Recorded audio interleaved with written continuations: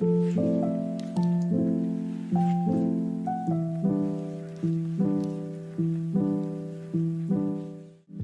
the March of 2023, the world was Fiona Ko-chan's oyster. She had just enjoyed over 2 successful years with her company, Youthforia.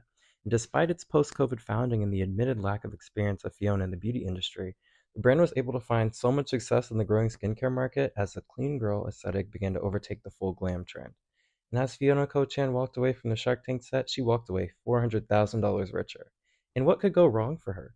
She had already built a sizable beauty company from the ground up in only a matter of 2 years.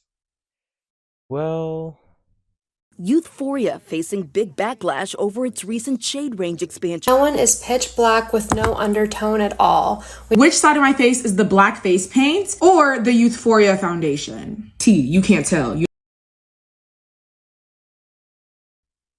so what is Youthforia? Youthforia was founded in early 2021 by Fiona Ko-chan, a businesswoman who had graduated with an MBA from one of the most prestigious universities, Dartmouth. Chan describes how the creation of her company was truly a shot in the dark. The brand started small with just the BYO blush, dewy lip gloss, makeup brush, and just a small assortment of makeup applicators and storage available at first. Its shining star was a color-changing blush, which was claimed by the company to be able to change color according to the pH of your face. And like many other makeup and skincare brands, Youthforia began to fully tap into the potential of social media marketing. According to Lauren Rierick of Southern Living, the brand sold out in only 5 days on Amazon and had earned the title of the top-selling new release blush. Youthforia truly was so successful because it was able to fill a gap in the market, advertising itself as a conscious and natural makeup brand that was safe enough to be worn overnight, and emphasizing itself as a company that blended skincare with makeup, two things that often clash with each other. This, along with the novelty of their products like the BYO blush, truly put them in a position to blow up on social media.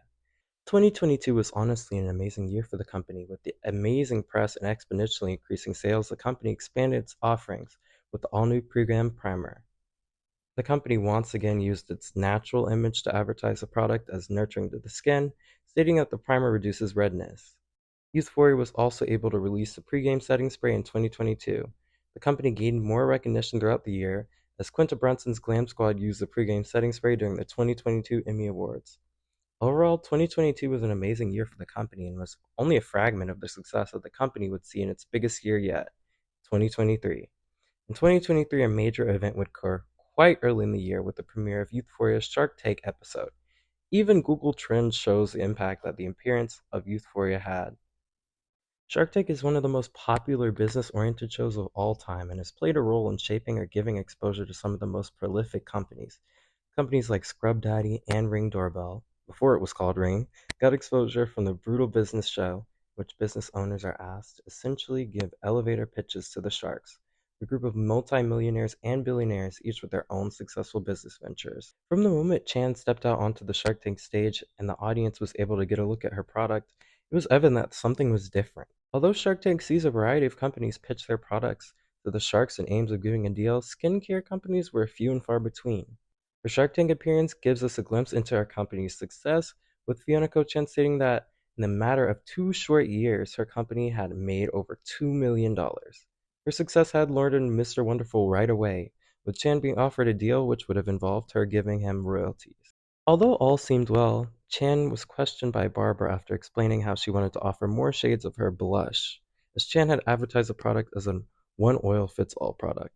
And she was able to negotiate, but it seemed like Mr. Wonderful was going to be the only shark who really wanted an offer. But that all changed at the end as Mark Cuban offered her a better deal.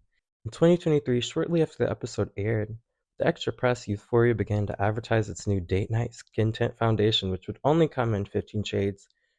But by late 2023, the foundation was released and seemed to sell relatively well. And unlike sales of other products, the foundation was able to be sold in Ulta due to their deal, which they got earlier in 2022, which resulted in an increase in sales.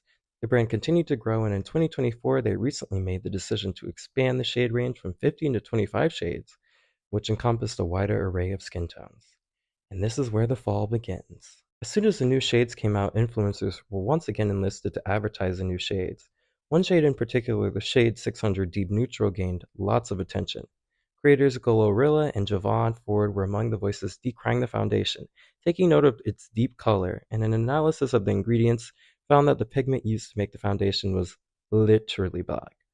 And despite some creators stating that the foundation could be used by some people, there was a massive backlash against the company, not only on social media, but also on forms of traditional media. This was particularly awful for the company because, as she stated earlier on Shark Tank, the company relied a lot on social media for marketing. This bad press was very bad for business, and unlike more traditional makeup and skincare companies, which don't really primarily rely on social media marketing, this bad press hit super hard. Multiple digital stores where the company's products were sold, like Credo and Revolve, dropped the brand. Despite rumors that Ulta dropped the brand, there really has been no proof to back that up, and the products are still available on the Ulta store online and in person. Although many have their own opinions on how this happened in the first place, I have my own personal theory. Of course, racism does play a bit in this, but I do think the use of a black pigment could have been a cost cutting measure. This is coming from someone with no experience in beauty chemistry or anything, but in marketing materials, Fiona Kochan did mention how her company might have overshot expenses a bit. When I started working on this formula 3.5 years ago, I told my lab, you have no budget, just make me the best thing chemically possible. I accidentally made a really expensive formula. The formula cost is as much as a popular $800 serum. But I do think that the shade controversy is truly an extension of a greater conflict in the beauty world, as consumers are of a wide array of skin tones, wide array of undertones as well. And I think that this situation really just shows that so many people are underrepresented in beauty.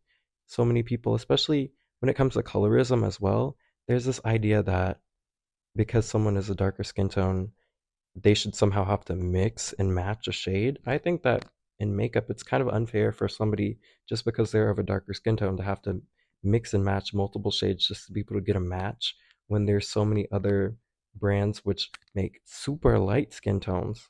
So I think that brands being inclusive or marketing themselves on inclusivity should basically make sure that they live up to their principles.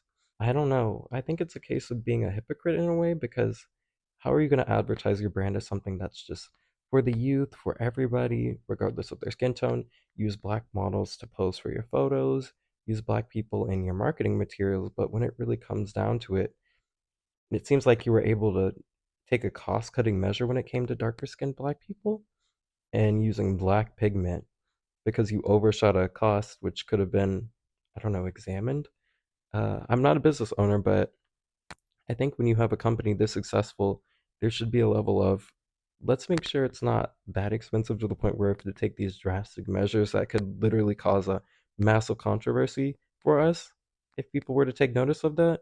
And maybe it was just the case that she was innocent, but I do think that it's important to also contextualize the racism in all of this, the colorism in all of this, even if it was a case that, oh, Fiona just thought it would be cheaper to just give black people or darker skinned black people just the charcoal black shade.